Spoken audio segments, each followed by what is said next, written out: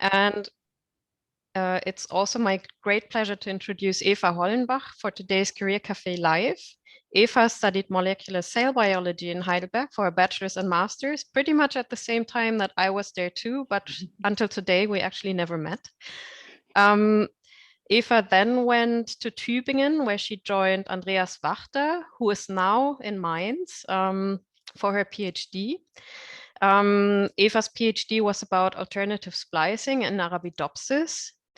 And Andreas, her supervisor, is like me now one of the Intec RNA PIs, and he's also who suggested Eva for today's seminar. When Eva finished her PhD, she came back to Heidelberg for a postdoc with Alexis Mezel, where she looked at Arabidopsis siRNAs.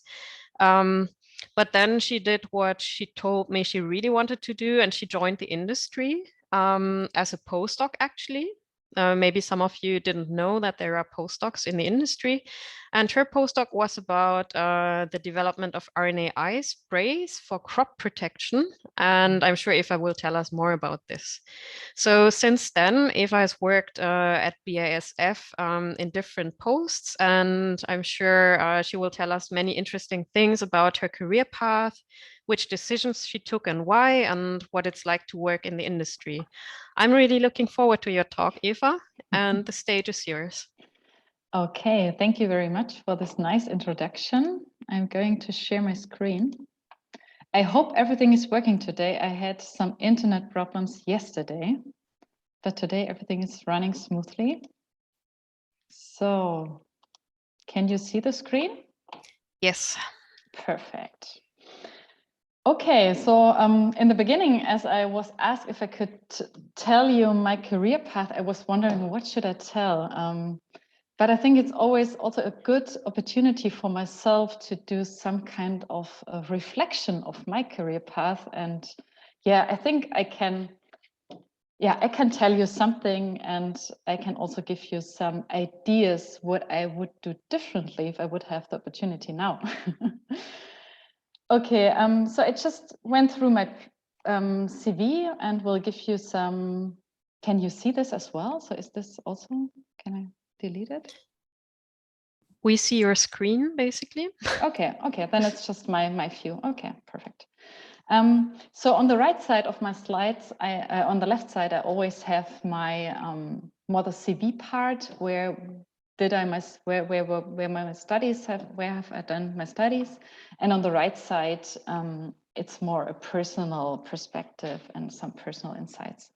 I'm also a bit nervous today, so sorry for that. A long time ago that I did something externally. So, okay. So as already mentioned, my study period was in Heidelberg. So I finished school in 2004 and directly went on to university.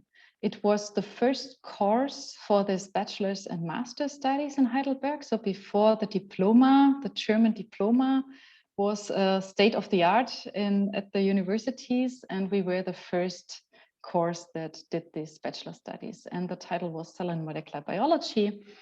And my master studies, the overarching title was Molecular Biosciences, but you could choose different majors, and I chose the major Developmental Biology of Plants. And this already gives you a hint that I focused very early in my studies on plant research. I would do it differently now. I think I would recommend a more broader focus during the studies to keep it more open. But the background is that I was growing up on a vegetable farm here in the Palatinate region. And so my whole family is green. So my father and my mother used to be farmers. My sister is a gardener and florist, and I'm a biologist. So really the whole family is somehow associated to plants.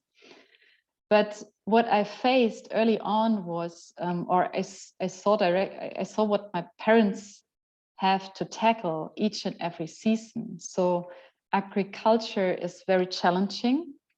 So they were very much dependent on the weather conditions, on the market demand, on pests.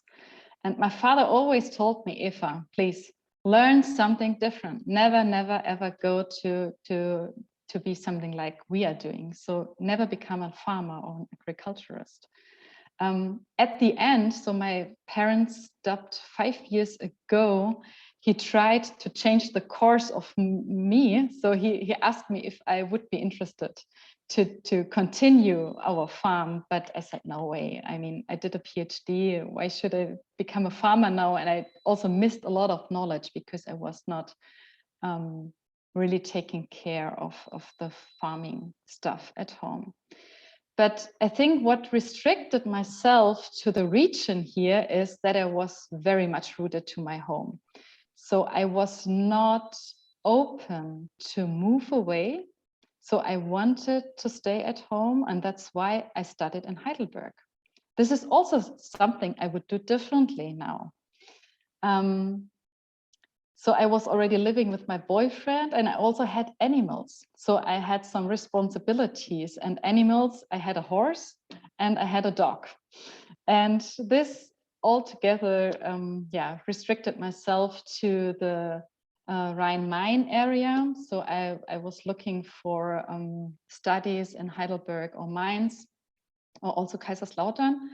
And I mean, at the end, University of Heidelberg is a very great place to do the studies. I enjoyed my study time very much. I had a very good student time there, and also great friends that offered me sleeping places whenever it was needed. After that, I moved on to Tübingen. So Andreas Wachter was my supervisor for my PhD. Now he's a professor. Back in that time, he was the group leader. He just started his lab in Tübingen. So he got an Eminöter funding from DFG, which was quite good. And we knew each other from Heidelberg. So he offered me the position, the PhD position in his lab in Tübingen. Also, I had the possibility to stay in Heidelberg. So there I could have done a PhD as well. And I would have been part of the HBIX graduate school.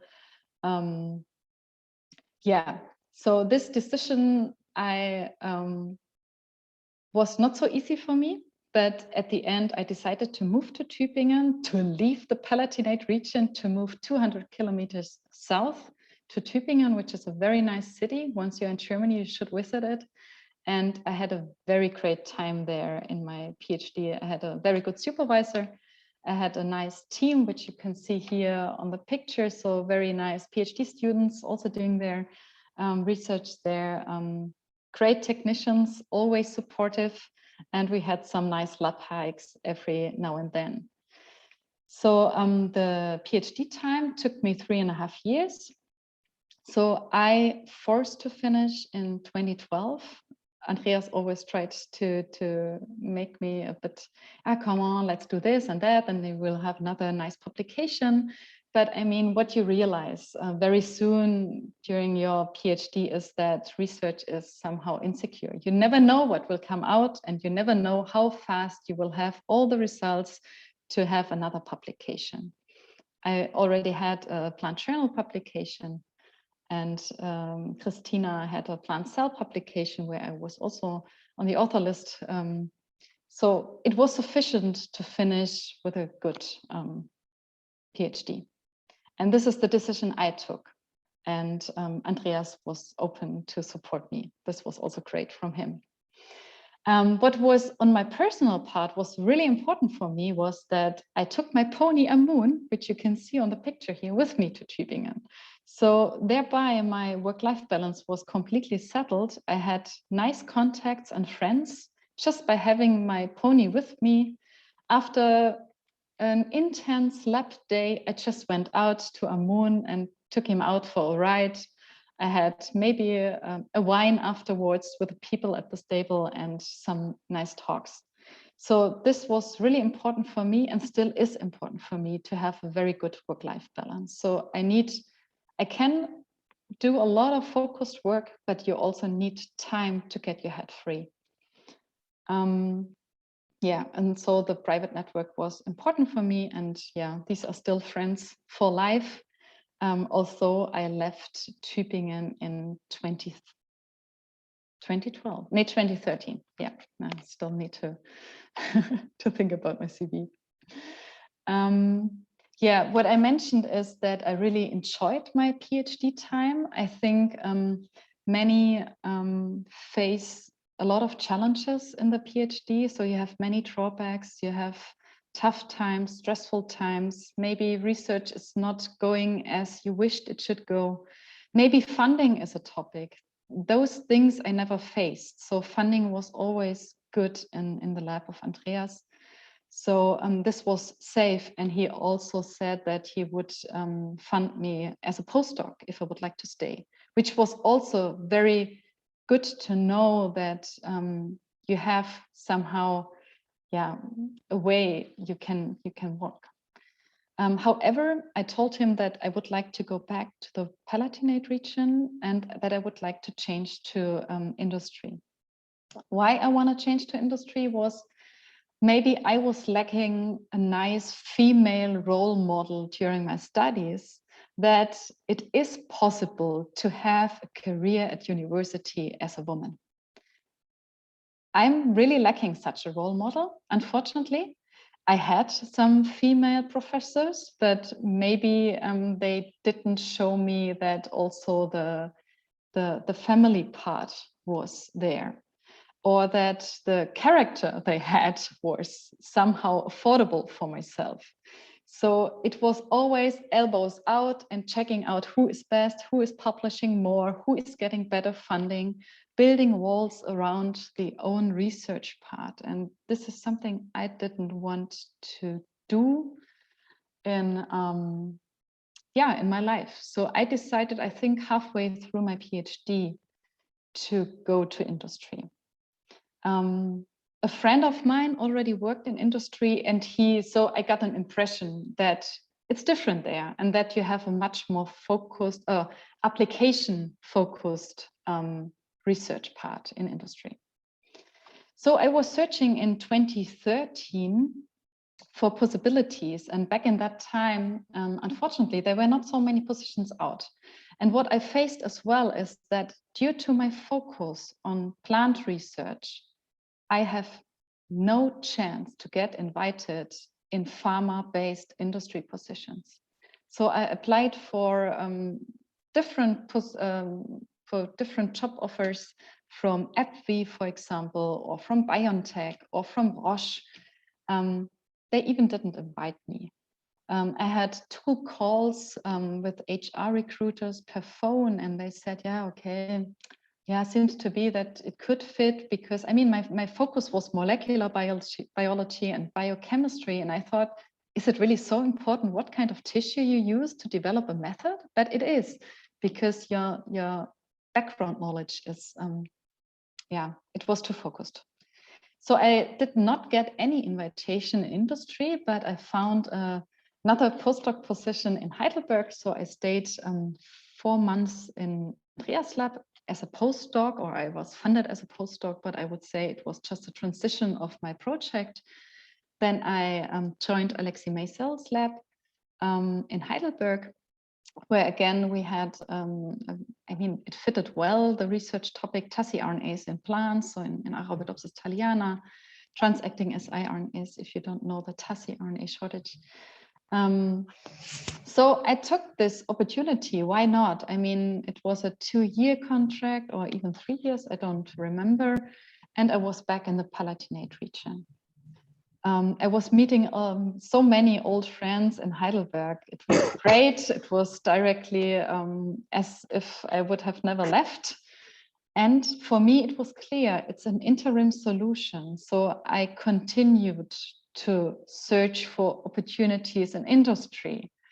And during my studies, everybody asked me, Eva, what the hell will you do with molecular cell biology? And the easiest explanation always was, yeah, you know BASF, they have a crop protection station, and I will work there. And at the end, it turned out to be true. So BASF offered a postdoc position for an RNA biologist, because they explored whether RNAi molecules, so small RNAi molecules can be sprayed or can be used as pesticide. And they checked this for all indications. And this means as a fungicide, as an insecticide, and as an herbicide. And here the most challenging part was the herbicides. And this is where I joined. So this postdoc position or this topic popped up at BASF because Monsanto was working on that topic. And you're always checking what is the competition doing, and oh, Monsanto is working on RNAs. Maybe this could be a biological or organic solution to treat pests. And that's why BASF had to jump on that train. So we had really a huge amount of funding. We had huge project teams working on the biochemistry part, working on the formulation part, working on the agricultural part, so spraying, how the RNA needs to be handled. How can we produce the RNAi molecules? We checked different sizes of RNA molecules. So are just 21 nucleotides working, or could we also spray 200 nucleotides? Needs the RNA molecule to be double-stranded or single-stranded? All that stuff. So many different questions. At the end, it turned out that it's not working. The project was stopped at a certain point in time. But this was not important for me anymore. I mean, my heart or my beginning was the RNA research. But once I was joining BASF, very soon it became clear that I want to stay and that I need to search for opportunities for a position, for a permanent contract. What definitely is different between industry research and university is that you always have an application behind. So in industry, you are not doing research just to get to know anything. It's always a business case behind. And when you have an idea, your hierarchy will ask you, okay, this idea sounds nice. Go out and calculate how much we can earn from it. So you always need to check out the potential behind. This is not so easy. Sometimes evaluation of a potential is sufficient, but sometimes you really need to have numbers in hand. We need to spend so much, we will earn that, and we will gain this in the next 5 to 10 years. So during my postdoc time, I had the luck that my former lab leader did an MBA. So he had a different focus. So Maciek was doing his MBA and I was leading his lab without having the responsibility for his lab because he was responsible. So my time, I would say, was 60% working in the lab and 40% working in the office, which means that I was planning experiments for the technicians. I was planning experiments for myself. I was reading papers. I was preparing presentations and stuff like that. And 60% I was really working in the lab, developing new methods, trying to learn from our technicians. And it's really unbelievable what techniques and knowledge is available at BASF. So we have state-of-the-art equipment there. We have an oven crystallization department, for example, for protein crystallization. We have huge analytics. We have mass spectrometry departments and stuff like that. So we were always looking outside. What kind of new technologies do we need? What kind of analysis do we need? And you have funding for that if you have an application behind. Very important in BASF is also networking. So it's not that you are working in your lab and maybe with the other lab leaders in your group. So maybe something about the hierarchies in BASF. So the lab leader is the research group. You have technicians. Normally the lab is between 2 to 4 technicians. Above you have a group leader. and he has several labs among him. And then you have already the executives. So the vice president, then the senior vice president, followed by the president, and then already the board is coming.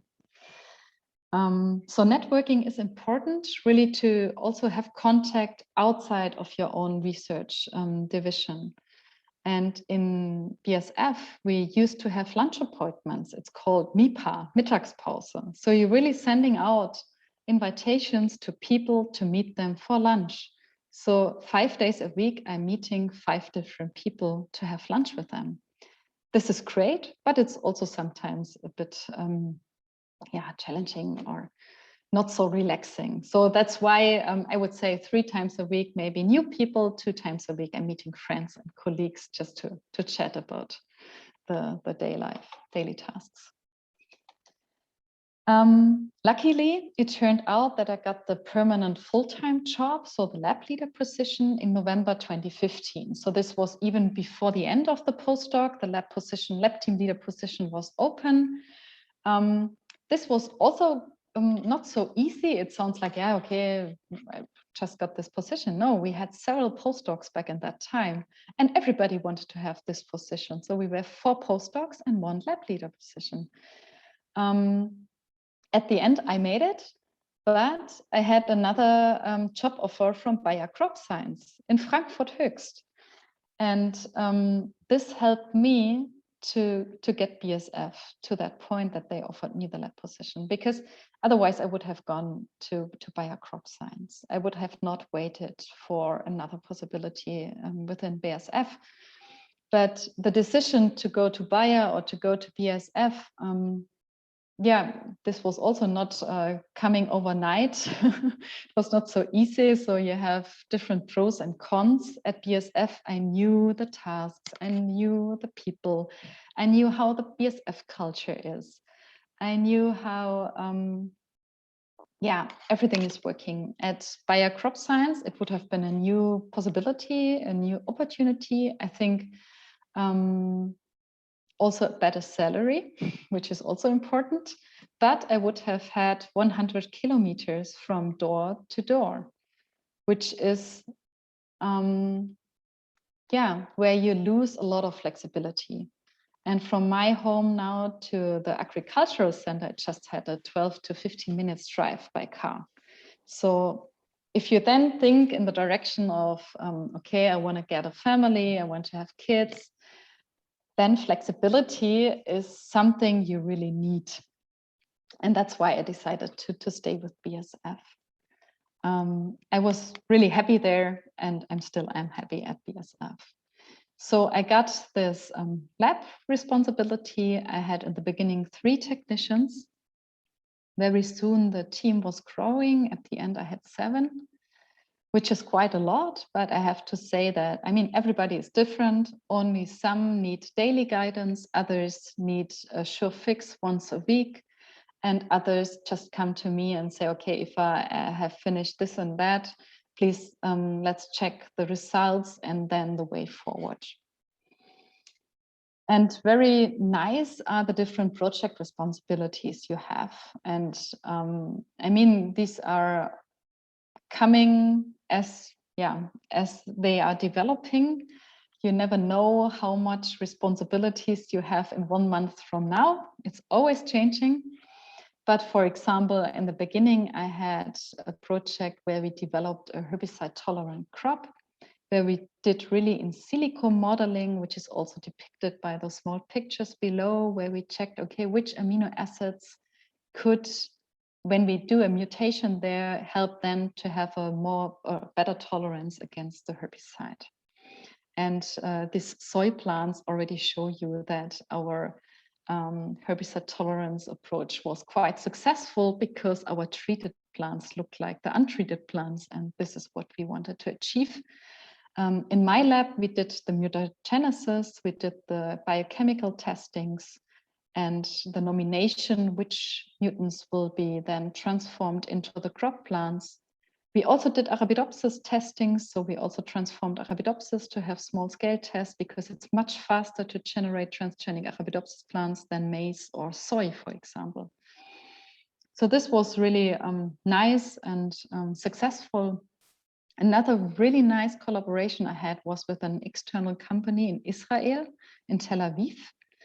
I was the project lead on BASF side, and they said that they can develop a herbicide based on in silico modeling without doing this biochemical testing in between. So they nominated a whole library of molecules that was then evaluated. So X thousand molecules was part of one library. Then BASF evaluated those libraries. We purchased then the molecules and tested them directly on plants in spray tests in the greenhouse.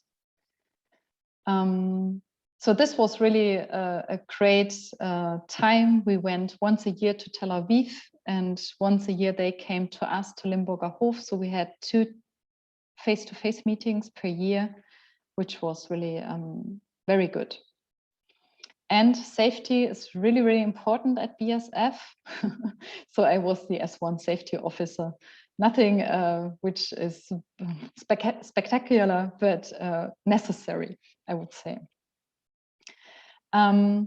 Yeah, so what I did during my lab leader time, which was lasting till last year in September, I expanded my personal network as much as possible. So I really tried to get a network also outside of the agricultural division. Because, I mean, the agricultural research station in Limburger Hof is close to Ludwigshafen, but it's not in Ludwigshafen. And Ludwigshafen is the headquarter, it's the production site, and you also need to have contacts there.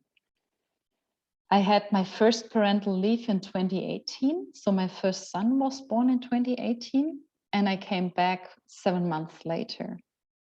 And what definitely was nice to see is that they recognized my leadership skills. So, I mean, you need to generate results, but it was at the end not the results and the methods I developed, it was more the leadership part that was recognized and also helped me for my further development within BASF. This, so when I returned from the first parental leave, I already wanted to change my job because I had the feeling that the learning curve was flattened already. So I didn't learn much. It turned out, so the projects are always the same. Yeah, okay, you gain here more responsibilities or there, but nevertheless, I said, okay, I would like to change. It was not possible back in that time. And everybody told me, okay, first of all, come back and then we see what is possible and what positions are out there. And also they said, okay, first check out the family life and then we see how much motivation is still there to change. And I have to say, I was still motivated to change. However, I mean, coming back after parental leave where you know all the topics is very easy, and it was for sure more relaxed to go on the same position back than changing the job directly. So I returned. What they did was that they nominated me as an executive candidate, which means that I'm in a pool of people now where they see the potential that we can become executives somewhere in, let's say, 5 to 10 years. So this is really a long-term developmental program. But what is good is that you get different opportunities by that. You get peer-to-peer exchanges, you get trainings, and this pool, you have a one-pager where other divisions that have open jobs can ask, okay, I'm searching someone with a background in research that is on this and that job grade and is open for business. And this is exactly how I got my new job. So this job offer came, I just need to think. Yeah, I was already on the second maternity leave. So I was 2 weeks before due date, and then I got the invitation for an interview, and I said, yeah, cool, I come in. And this my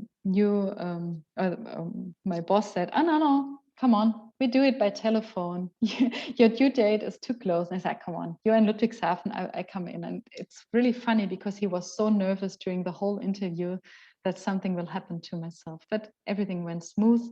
And they offered me the job as a global technical product manager. And what I think is really, really cool, they waited 7 months for my return. So I took another 7 months off with my second baby, and they waited for my return. There was no pressure that I should shorten my parental leave or anything like that. What helped me a lot was that I took part in a mentoring program. So in BASF, you have many possibilities where you can expand or where you can develop further. So this mentoring program, this was a nominated mentoring program. So my hierarchy nominated myself for that. But we have also the possibility in BASF that you can yourself can actively search for a mentor over different communities. For example, we have women in business. This is a huge community within BASF. And among women in business, you have women in research, women in tech, women in engineering. And it's unbelievable what support you're getting in such communities. And again, it's all about networks. And my mentor, he was, so it was a man. He supported me a lot, so I didn't had any trouble at work or stuff like that to discuss with him. I was just trying to find out what would be a possible next step. And I was very much restricted in my personal mind to research. I could not think about what the hell could I do instead of doing research. And there are so many possibilities. You can go to supply chain, you can go to sales, you can go to product management, you can do regulatory studies, anything. Everything is open, but you need to tell, I want to do this and that. And if you're not telling you want to do that, nothing is going to happen. And this, I think, was the toughest part within BASF, really to find something out of my comfort zone.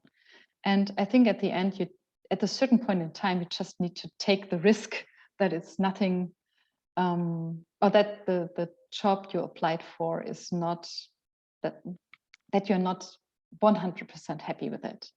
But then you change again 2 years later, 3 years later. So I think everything is manageable here. So now I'm in this business role in the BASF Monomers division.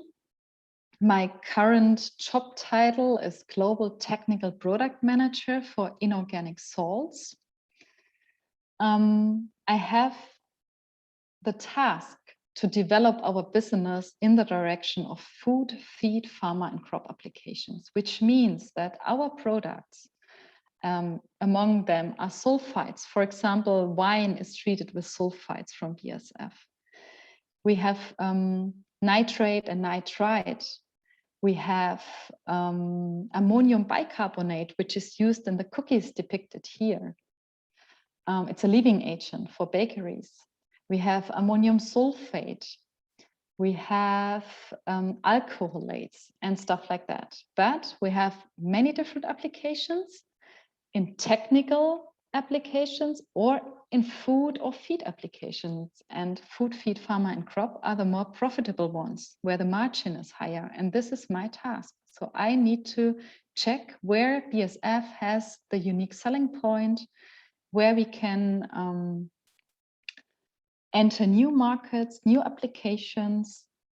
I'm also responsible for the innovation management in our department, and innovation management means the budget planning, keeping track where the innovations are, the business cases, and the also the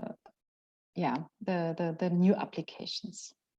And since today, I'm also responsible as global product manager for ammonium bicarbonate and ammonium carbonate, because another colleague left our group. He changed jobs, and they said it will be interim. I hope it will be interim. I mean, at a certain point in time, you need to prioritize, because if you have too many tasks, you cannot, you cannot afford it. So this new role is really exciting, I need to say. It's today I have my 1-year anniversary. It's unbelievable that I'm already 1 year back here in this team, but it's still a huge and steep learning curve. So many more things that I would like to learn. I'm very close to business, very close to the customer now, still somehow related to research. Not so much, but somehow. So I still need to read papers. And I'm close to production plants, which is also really, really nice, because I can visit our production plants and I can now get a feeling what it means to produce tons of our product each and every day. And now I can also, so back in my research part time, one of my senior vice presidents always said, Eva, we need some women in production. I said, I can't think about going to production. What should I do in production? And now with the position here in the global product management, I get a feeling for the production. And now I would say, yeah, why not going to production? As a production manager, you have a leadership responsibility. And yeah, why not? So currently I'm really having a diverse set of tasks. Most of them are completely new to me. I have no experience. I always need to find a way how to solve problems, but I have very nice colleagues, and you just need to know whom to ask to get things done. So it's still very, very interesting. And yeah, I'm happy that I did this step. And I have a great team with full support. So my peers, everybody has, nearly everybody has small kids. So we have all the same challenge during Corona and closed kindergartens and stuff like that. And most important, we have a very good group leader. He's very much experienced. He's very pragmatic and calm and independent what happens. He is calm and supports you. And this is really, really great. Yes, with it, some family facts. So I'm a mom of 2 small kids. So Jakob and Theo, they are 3 and 1.5 years old. So this picture is from June this year, where we've been in Austria. Very important, and maybe this is of interest to some of you. So we had really an equally distributed parental leaves. So my husband took 7 months off, and I took 7 months off for both kids. So in Germany, you get 14 months paid parental leave. This might be different in different countries, but I really can say it was a very good experience also for my husband. So great time for him. We are very much supported by the grandparents of the kids, so they can take the kids whenever it's needed.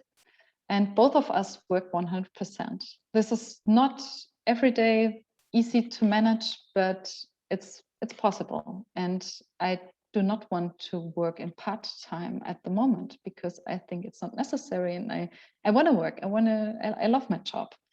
And I'm still motivated to develop further. With this, I'm through my personal things. If you are interested, I would give you a short introduction to the BASF segments we have. What do you think? Should I just continue, or should we start with a discussion? I think we are still good in time, right? Carolina, what do you think? I think it could be interesting. Yeah, we can continue if you want. Okay. It's not so many slides. Okay, perfect. So I don't know how much you know about BASF. So BASF is a global company The headquarters in Germany is here based in Ludwigshafen, very close to my hometown. And we have 7 segments. So chemicals, materials, industrial solutions, surface technologies, nutrition and care, and agricultural solutions. So the chemicals are the heart of BASF. And materials is very close to the heart of BASF. And this is where I'm located now, in the monomers division. As I started, I was in the agricultural solutions. And the monomers division is, I think most of you might know TDI and MDI and the topics around it. I think TDI was in press very often from Ludwigshafen. So we have huge plants here. So the isocyanates and the polyols, then we have polyamides and precursors. And then here we have these inorganic chemicals and hydroblue. And we have this impregnating resins and glues and AdBlue. The inorganics, where I'm located now, so further zooming in, we serve, as already mentioned, many different industries and applications. So we have basic chemicals like electrolysis products, nitric acid or sulfuric acid, what we just sold. So it's commodities. We have technical salts, ammonium chloride, for example, aluminum chloride, ferric chloride. Ammonium salts are then the ammonium carbonates and nitrate products. Food additives, where my focus is on food and feed, but we have just ammonium chloride for feed at the moment. Ammonium carbonates, the sulfides, and nitrate and nitrite. Bleaching agents, so here a genes is shown. So our bleaching agents are really used for bleaching of the genes. The hydrosulfides, hydroblue 90, and Adlite is used, for example, to bleach paper so that the paper turns white. And we have these standard alcoholates. So it's a biodiesel catalyst. And just to give you 2 examples of our inorganic salts. So sodium nitrate is used in these solar power plants because sodium nitrate, together with potassium nitrate, which unfortunately is not produced by BASF, but the sodium nitrate, can be used in these solar thermal power plants as a heat transfer and storage medium, which means that the salt mixture can reach temperatures up to 600 degrees. So it's a molten salt, and thereby energy is stored. And this energy can be dispatched when the sky is cloudy or during night. And currently, with the whole battery discussion and all that stuff, I think this is gaining more and more importance to find possibilities how energy can be stored. And here a very pure and water-free sodium nitrate is used. And another example is biodiesel. Maybe this is not so important in the future because everything will be based on electric cars. But some years ago, where the biodiesel popped up, we have this great catalyst. It's sodium methylate. It's an alcoholate that is used to produce biodiesel from vegetable oils. So you have then a high yield to separate the fatty acids. So we have production site in Germany and one in Guara in Brazil. And yeah, it's highly active. We have also potassium methylate and sodium ethylate, so different catalysts for different applications and for different feedstocks. This is the most important. So which feedstock you have, which catalyst you need. So highly active, can be used in the supplied state, simple to handle, free from water, and a high biodiesel yield. So these are just 2 brief examples. Yeah, and with this, I'm already at the end. I think I was faster than planned, but however, I think we have more time to discuss, and I'm happy to take your questions. Thank you so much, Eva. That was really great. Thank you for sharing your experiences. And I would like to ask the audience to raise your hands if you have questions, or to put questions on the chat.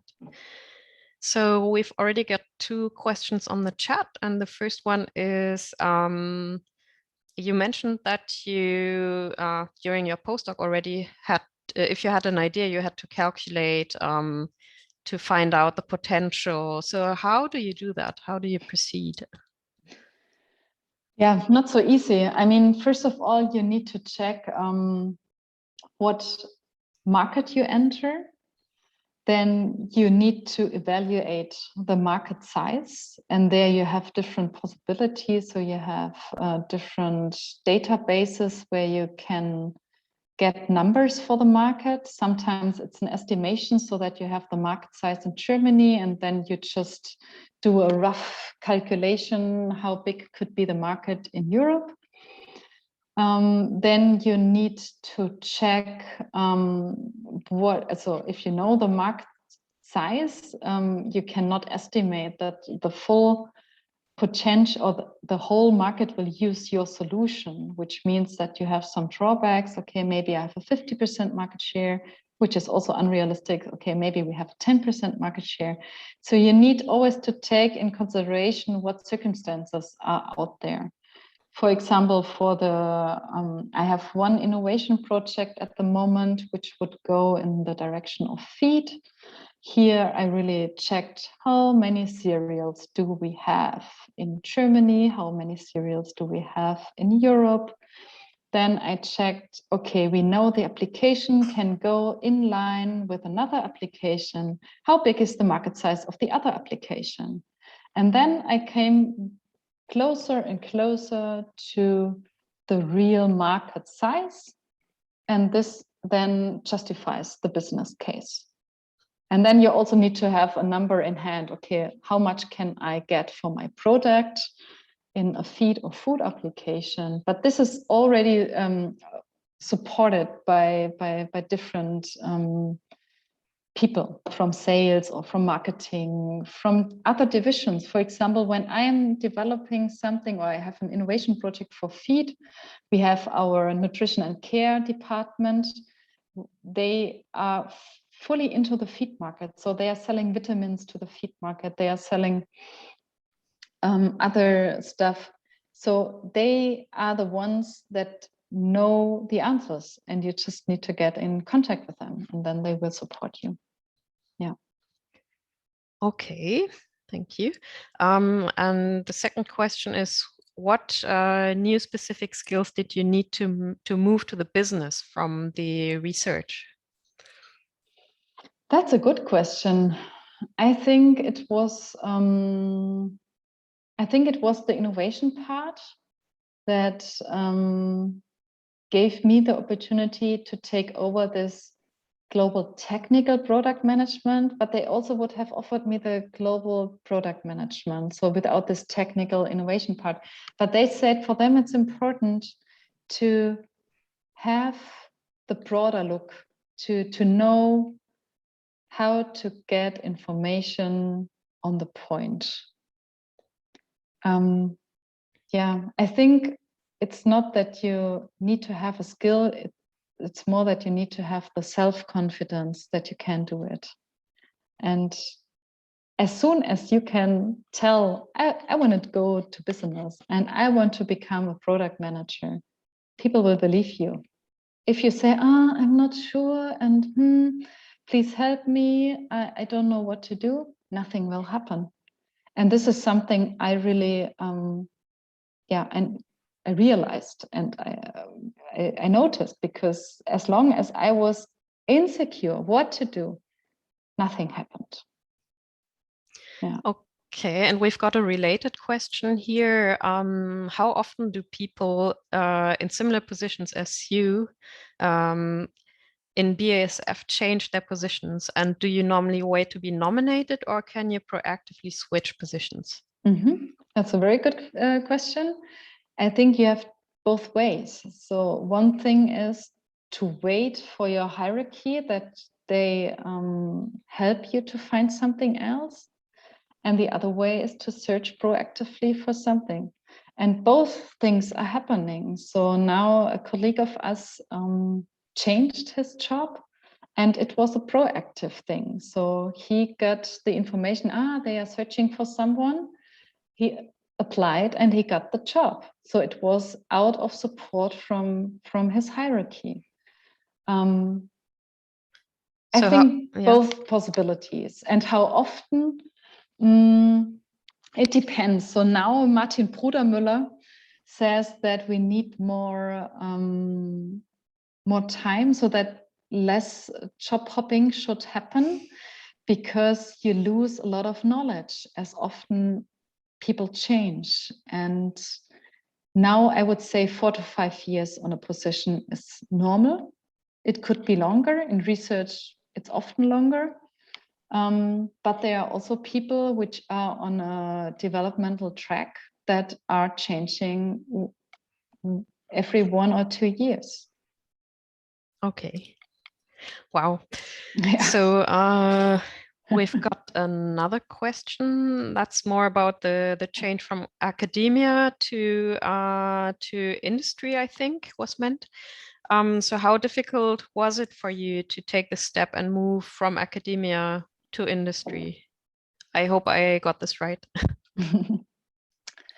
I mean, with the right job offer, it was not difficult because my profile fitted quite well to the job offer from BASF for this postdoc and on RNAi. But before, I really had a challenge. So I wanted to go to industry directly after my PhD, and I didn't make it. So there was no possibility. I was not invited. I really have no idea how many applications I wrote, but it was more than 5, definitely. I just applied for really interesting positions because, I mean, the pressure was not so huge back in that time. And I was also searching for opportunities in academia. And it turned out that I have this postdoc position in Alexei Maisel's lab. So everything was fine. I was not sitting on the street. But I would not say that it was easy. And I think it's important to have a connection to industry. And I think this is something where the universities, maybe this has changed already, that there is more interaction with industry, but that universities also have a better interaction with industry, that they offer their students, for example, to do a master thesis in industry, for example. So when I was a lab leader, I really had a lot of students in my lab for master's thesis, for example. Or we also had this DAAD exchange students. I think this DAAD program is in the PhD. So I had a student from the US, and this was great for her. So she came over for 4 or 5 months, and we had really a great time together. And I think it's when you have the possibility to get in touch with industry, do it. Then you have already a first experience how industrial research is taking part, and if it's interesting to you. Thank you very much. I see a raised hand in the audience. Johanna, let's try to unmute you. Hi, can you hear me? Yes. Yes, you can also put the video if you want. Hi, that's me. Hi. Thank you for the nice talk. It was really nice to listen, and also the personal insights. It was really nice that you shared it with us. I have a question because you said that there are outside from research jobs that a scientist can apply for, like sales and supply chain and regulatory affairs. And for me, I am doing my PhD at the moment. I don't know what these areas mean. Can you maybe say something more about these areas apart from research in industry? Mm-hmm. Sure, thanks for the question. So regulatory affairs means, I mean, this is much closer to research because here you do the dossier stuff. So how are all those things that are needed that a new active ingredient, for example, gets registered for a certain application. So this is a huge division, for example, in the agricultural solutions, because it's unbelievable what needs to be done to get a new AI on the market. Here, I would say 90% are scientists. They are planning the needed studies, animal studies, environmental studies. They are ecotoxicological and stuff like that. Supply chain means that, everything what is needed from production to the customer. So the production plant is producing, and then the stuff needs to be picked up either by railway, by the LKW, traffic. Now, how to say? Trucks. Trucks, thanks. Or if it's going to overseas, you need to have the shipping. It's unbelievable how much planning is behind. And according to the production, the supply chain needs to plan. So we don't have storage of our products. So everything is planned based on orders. This is really challenging. But I mean, the entrance for scientists is somehow science related. This for sure. So I mean, the normal route within BASF is that you start as a lab leader. This is the way it goes. So you start as a lab leader, as a scientist, you do your research part, and then you search for opportunities outside research. And this can then be in all these different areas. Sales is, sales. Also, you are selling the products to the customers. This is very different from research. It's really getting the best out of it. Pricing, market sizes. I hope this somehow answers your question. Yes, so there are three fields, supply chain, sales, regulatory affairs. Didn't you mention a fourth? Oh, there are many more. So okay. These are just examples. So okay. In BASF, it's really common. So we have scientists everywhere in the organization. So Martin Brudermüller is a chemist. So he is our CEO. As a biologist, I'm already a minority, I would say. So most of my colleagues are chemists. But just because you are a chemist, you are not restricted to stay in research, or just because you are a biologist, you are restricted to stay in research. This is not true. If you have a sales background, so you have an MBA in anything, then you are not going to research. So I would say you have many more opportunities in such a huge company as a scientist than you have as a salesperson or as a business person. Let's name it that way. Okay, thank you. Yeah. Great. I see more questions on the chat. So one is, you mentioned support from your hierarchy. So how different is the hierarchy compared to the hierarchy that we know from academia? Oh, that's a good one, because I don't know the hierarchy in academia very well, but maybe someone of you can give a statement to that.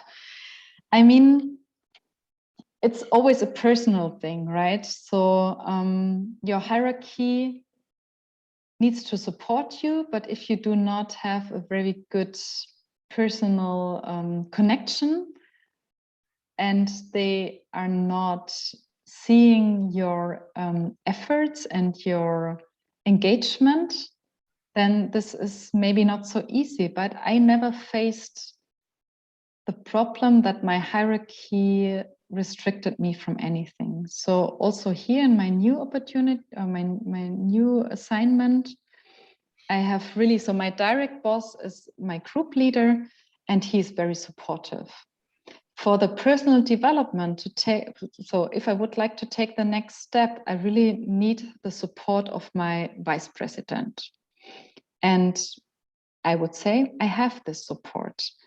And what is, I mean, I have now 2 different divisions in my BSF career. In agricultural solutions, I would say we were closer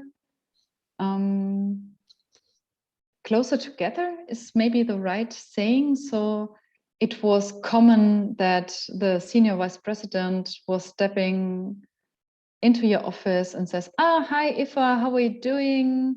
Are you fine? Do you need anything? How is the project going? It could be even without the project focus, so that they are not asking about work at all. So there was a really good exchange.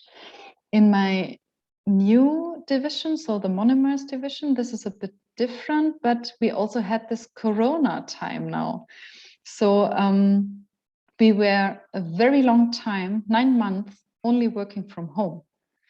And this is something I really didn't like about. So I'm someone who really likes to have this personal exchanges.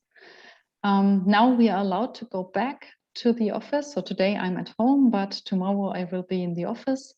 And I directly see that this interaction is so important that people get to know you. And this is especially true for your hierarchy. So now when my vice president is getting a coffee, which the coffee machine is close to my office, he is stepping by and we are talking. And this makes this personal exchange and the connection, which is important to get support. Yeah, I think we all feel you, all of us who have been in some kind of lockdown. Yeah. We've got another question. So how do you perceive the cooperation between academia and the corporations, and what would help?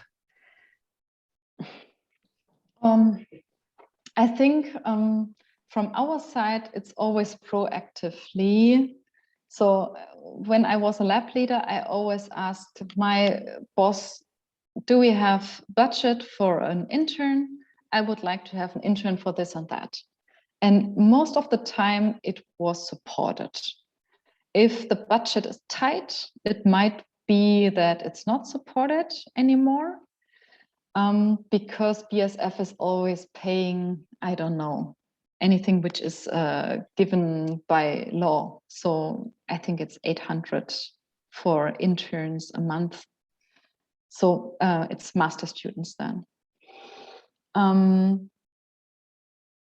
don't know if there is a real connection. This is definitely something industry needs to be better in, because I mean, it's talent acquisition. So BSF can acquire talents by being more connected to the top universities, by offering internships, by offering master theses, and vice versa. Universities need to have also connections to industry to support their students to find jobs. And I think this is my personal feeling, but I think we have a lot of biologists with a PhD searching for jobs.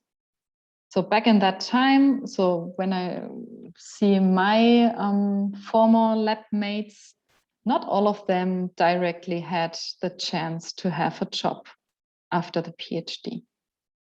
So I think there's still some work to do. Yeah. So maybe following up on that, I think most of the people in our audience are already on their PhD. So is there something they could do to get in contact with industry, for example? It's probably too late to do a master's internship, of course. Yeah, so, that's definitely the case. What can they do? Yeah, I mean, as mentioned, so there is this DAAD exchange program. I'm not completely familiar if this is just between US and Germany or how the DAAD, please check it out.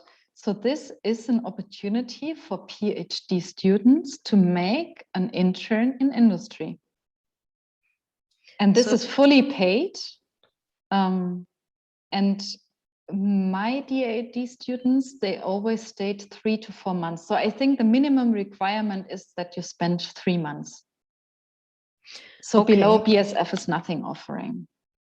But there are possibilities. And the great thing behind is that you have then a personal charter in BSF. You will get an evaluation. And if you are seen as excellent, I would say, then BSF is trying to keep in touch with you. So I had a master student, she was really great. And I thought, okay, this girl just needs to do her PhD and then she's coming back as a lab leader directly. She was really, really good.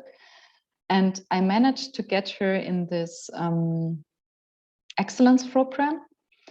And unfortunately, so she started her PhD, stopped it. Now she's working in a consulting company. She's happy there.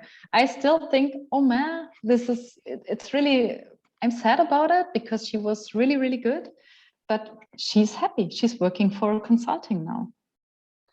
All right. And maybe still something in the same direction. I'm wondering, are there some kind of courses or classes, I don't know, something in the direction of business or something like that, that would be well seen if you want to enter industry that you could do beside your PhD? Is there anything you would see from the top of your mind? I don't know if those classes and courses you can do. I did something similar during my first parental leave where I had a certificate in this MBA direction. It was at this Fernuni Aachen. Did it help at the end? I think not, because this certificate is nothing compared to an MBA. If you do an MBA, for sure, this is well perceived. But then I'm asking, is it really needed that you do an MBA after having a PhD? And I decided for myself, no, I'm not doing an MBA. I have a PhD and this must be sufficient, point. And if someone thinks this is not sufficient, then I'm searching for something else. The same is true that BSF is offering trainee positions.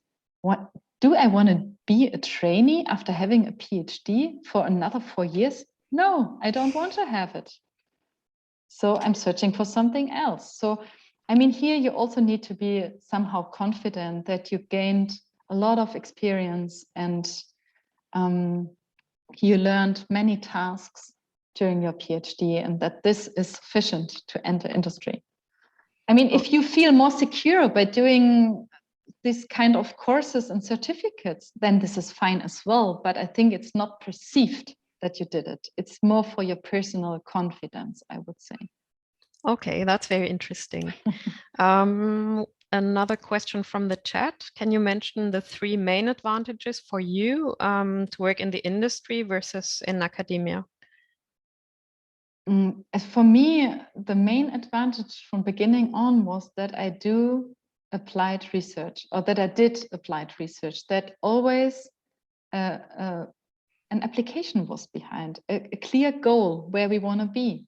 And if you are not reaching these goals, I mean, projects are running over years. It's not that we are just starting something, milestone 1 is not achieved, and then we directly stop. This is not true. But I think this was one of the points. I have a safe job, so I have a permanent contract. I don't need to search for funding. I don't need to move from university to university. This is also something which was really important to myself. And I mean, I'm employed by a big company, which is a very safe, it's a safe job for the future. I think these are the main 3 advantages I have, and I know that I can develop in so many directions. Yeah. Okay. So you mentioned that you personally get a lot of support for your family from grandparents. So is that 100% necessary, or is there also something the company, for example, could offer? So BASF has a daycare for small kids until the age of 3. It's a huge daycare. So this is very good for the first 3 years, but afterwards you need to find this kindergarten stuff. It's manageable. So a colleague of mine, they don't have support. She's from London and her husband is from Mexico. So they are managing it. Both are working for BASF, and they are managing it with also small kids. So then one is taking care in the morning, the other one is taking care in the afternoon, picking up the small one. And everything is possible, I would say, definitely. And the company is supportive and they are developing, I would say. So I think the work-life balance is getting more and more important if you want to be attractive for talents. Yeah. And maybe something I missed to say during my talk. So a postdoc in a university at a well-received academic research institution is still well perceived within the industry. So if you have done your postdoc at the MIT, I mean, you are very good, or at the ETH or anywhere. So this is something which offers, or which also helps you to open the door. Okay, I think that's very interesting information because at least for me, I quite often kind of heard the information that at some point you need to decide industry or academia, and if you stay too long in academia, then it's not good for then turning to industry. So that doesn't seem to be at least fully true. Not fully true, but time is important. So it's well perceived if you did your PhD, let's say 3 to 4 years, maybe also 5 years, then you do your postdoc 2 years, 3 years, but then you need to have the entrance to industry. If you have postdoc after postdoc, and then, yeah, at some point in time, you are too old. I had one of my former bosses said, everybody above 30 is not interesting to him. This is not true, yeah, and this was just a personal comment from him. I was older than 30 as I entered BASF for the permanent contract, but this already tells you that time is still important. Yeah. Okay, and I'm also wondering the postdocs. So you mentioned that there were 4 postdocs at the time, and all of them wanted the lab leader position. So how safe is it if you go for a postdoc in industry to then get a permanent position there? It's not safe, and I think it even doesn't have to be safe. So my former group leader always said, I want to have a job for everybody, and this is my goal because I gave you the opportunity to join as a postdoc. And I said, this is not necessarily needed, because I knew from the beginning on I have a 2-year contract. So this is clear. And I took this chance to see if industry is interesting to us, or is interesting for me. And I think you have the chance to check out different possibilities, but you need to be active. This for sure. At the end, out of the 4 postdocs, 2 stayed with BASF. One of the girls, she moved to Bayer Höchst. So we met there at the interview. They offered me the job and she got it at the end. And one left the region here because she wanted to move to Bavaria, and she has a different position. But for her, it was also a tough time. I think she wanted to stay, but there was no possibility. And then personal things changed. And at the end, everything was fine as well. But we have also postdocs that left after the 2 years contract. Okay. So it's not safe. Yeah. Okay, and maybe a nice last question. What do you like most at your job? At the moment, I think it's challenging and interesting because I have so many balls to keep in the air that sometimes I'm just sitting there and ask myself, okay, what should I start now? And then once I started, it's unbelievable how time passes by. So I see that in 1 year, I could move many projects forward, and this is really great. So you see directly the value behind. I think this is really, really great. And I learned a lot about business. Now I know what it means to talk about margins and volumes and growth opportunities and profitabilities. And yeah, this is something you learn on the job. And BASF always, the job postings, please check out just the homepage and open one of the job offerings. It's always saying training on the job. And this is exactly what is true for everybody. Training on the job it just means you start, you're jumping in the cold water and you learn day by day and you will tackle your tasks. Okay, thank you. I think this was very, very interesting. We also got a comment here. Thank you very much for your inspiring talk. Welcome, more than welcome. Feel free to contact me if you have questions, really. So it seems like the most difficult part is to get in, and then it can become really very interesting. Okay, we've got more comments. Amazing talk. Thank you so much. Thanks a lot. So I can only join. I think it was very, very interesting. And I also thank the audience for asking questions. This is what makes it interesting for everyone. And I think it's important to make use of this possibility and ask. Yeah. So thank you very much, Eva, and bye to everyone. Thank you. Bye. Thank you very much, Mary and Eva, for participating. More than welcome. I mean, it's really a great possibility. It's nice. Thank you. Thank you. Bye-bye. Bye.